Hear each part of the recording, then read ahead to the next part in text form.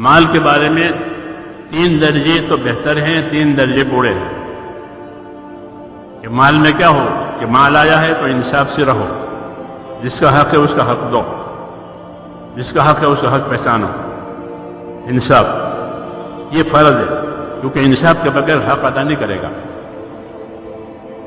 ہاں انصاف کرو، جو اپنے لیے پسند کرو وہ دوسرے کے لیے پسند کرو، جو اپنے لیے ناپسند کرو وہ دوسرے کے ناپسند کرو، یہ حکم ہے تاکہ حق ادا ہو جائے۔ اور حق سے اوپر یہ ہے کہ احسان کرو، یہ حکم ہے، حق تو دینا ہی دینا ہے، وہ تو اس کا حق ہے، اس کے بغیر تو چارہ نہیں دیتا تو ظالم بنے گا حق مار کر کے۔ اور اس سے اور اعلیٰ درجہ کیا ہے کہ حق بھی دیا اور احسان بھی کیا۔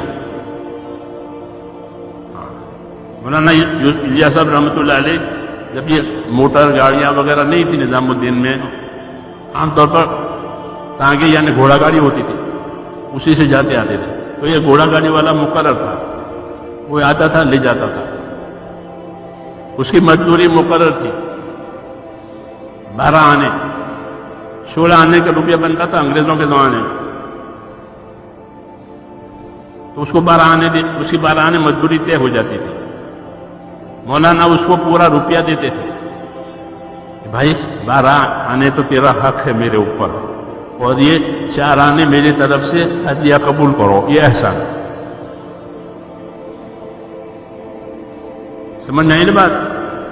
یہ کیوں کہ اللہ نے حکم دیا ہے ان اللہ یامر بالعدل والاحسان، کہ اللہ تمہیں حکم دے گا انصاف کرنے کا اور احسان کرنے کا،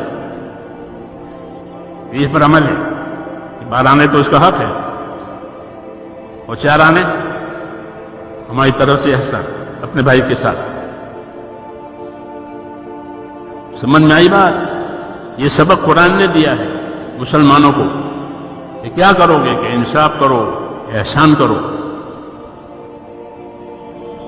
اور حضور صلی اللہ علیہ وسلم کی زندگی میں تیسری چیز اس سے بھی اوپر کی تھی، انصاف، احسان اور ایثار۔ ایثار آپ کے ہاں تھا، ایثار انصار کے ہاں تھا، ایثار صحابہ کے ہاں تھا۔ ایثار کا مطلب یہ ہوتا ہے کہ انصاف بھی ہے، احسان بھی ہے، اور ایثار کہ اپنی ضرورت کو نہیں دیکھا، دوسرے کی ضرورت کو دیکھا، بھوکا رہ کر دوسرے کو کھانا کھلایا، پیاسا رہ کر دوسرے کو پانی پلایا، اس کو کیا کہتے ہیں؟ ایثار کہتے ہیں۔ یہ سب سے اوپر ہے۔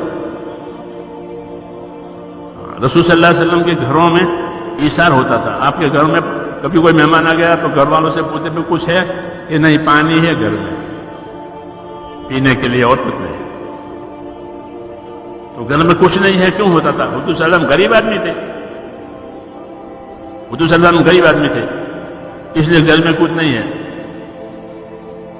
غریبی کی وجہ سے نہیں، ایثار کی وجہ سے کچھ گھر میں رہتا ہی نہیں تھا کہ آپ نے شام کا کھانا کھایا ہے تو پھر دوپہر کا کھانا نہیں کھاتے تھے، اور دوپہر کا کھانا کھایا ہے تو پھر شام کا کھانا نہیں کھاتے تھے، اور جو آتا تھا وہ لوگوں کو دے دیتے تھے۔ ایثار یہ تعلیم ہے، یہ تعلیم ہے۔